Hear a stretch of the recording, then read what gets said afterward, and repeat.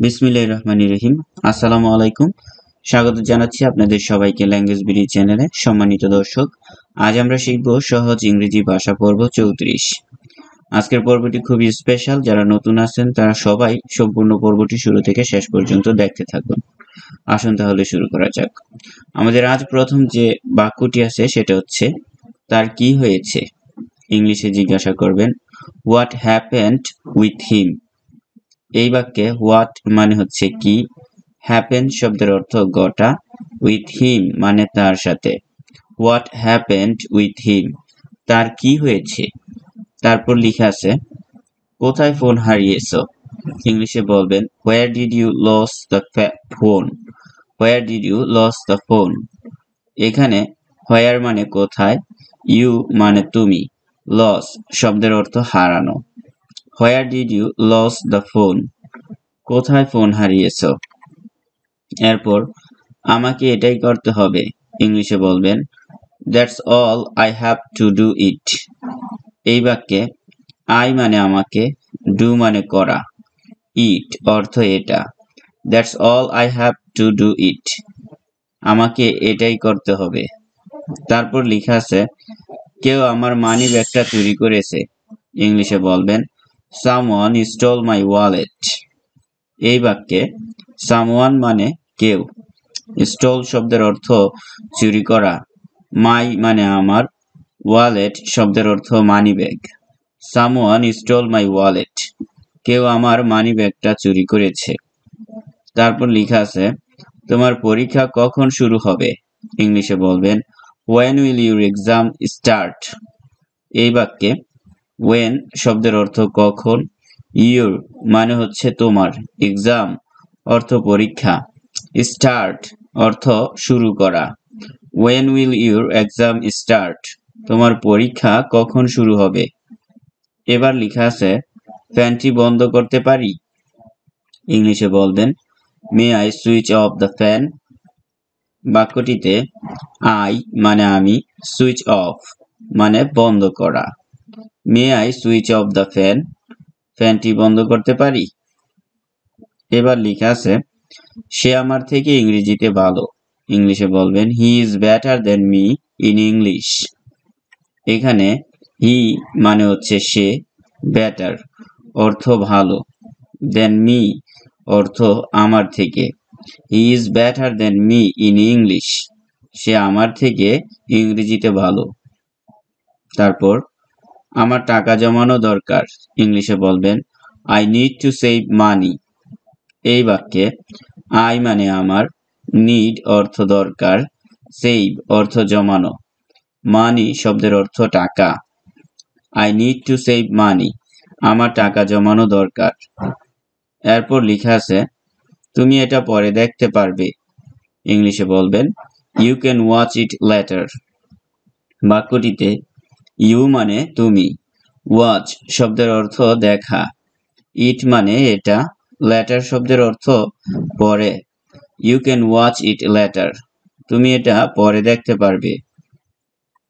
তারপর লেখা আছে আমি 1 মিনিটের মধ্যে এটি করব। ইংলিশে বলবেন I will do that in a minute. এখানে আই মানে আমি, ডু শব্দের অর্থ করা, আ মিনিট অর্থ 1 minute. I will do that in a minute, আমি 1 মিনিটের মধ্যে এটি করব। নেক্সটে লেখা আছে আমি কিভাবে এটা প্রমাণ করব। ইংলিশে বলবেন how can I prove it. বাক্যটিতে হাউ মানে কিভাবে, আই মানে আমি, প্রুভ শব্দের অর্থ প্রমাণ করা, ইট মানে এটা। হাউ ক্যান আই প্রুভ ইট, আমি কিভাবে এটা প্রমাণ করব। তারপর লেখা আছে অনেকে তা বিশ্বাস করে। ইংলিশে বলবেন many people believe that।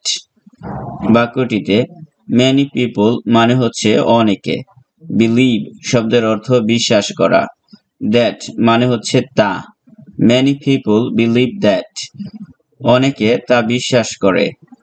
তারপর লেখা আছে তোমার সাথে আমার শেষ কবে দেখা হয়েছিল।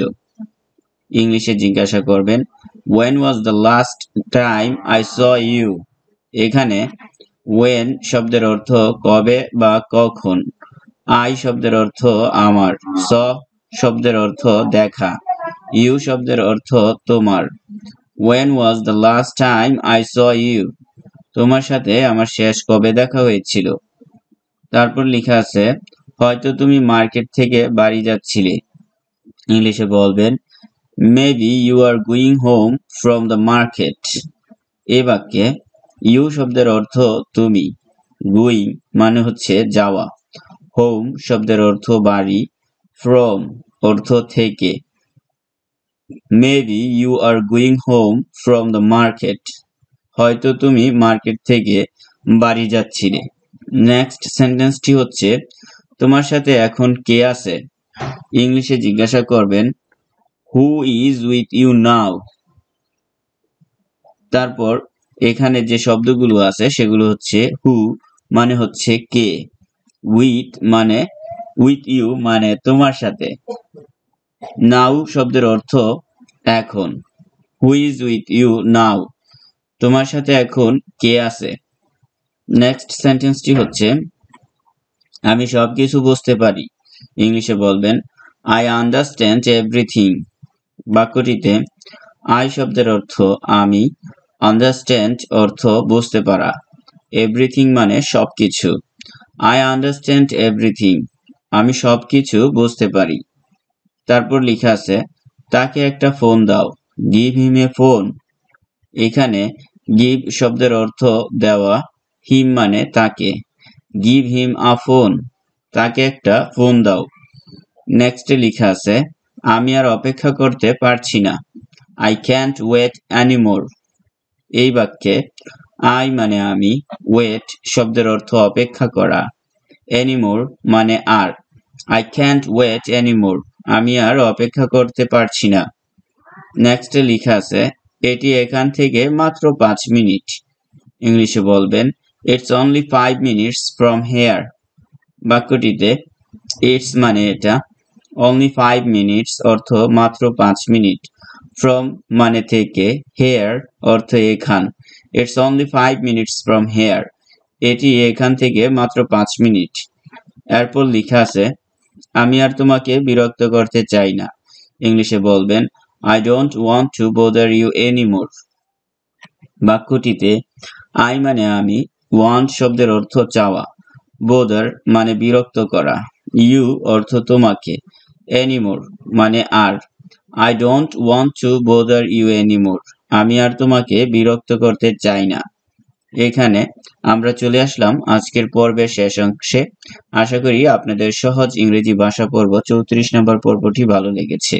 ভিডিওটি ভালো লাগলে আমাদের ভিডিওতে একটি লাইক দিন, আমাদের চ্যানেলটি সাবস্ক্রাইব করে নিন। পরবর্তী পর্বে আবারও কথা হবে ইনশাআল্লাহ। আল্লাহ হাফেজ।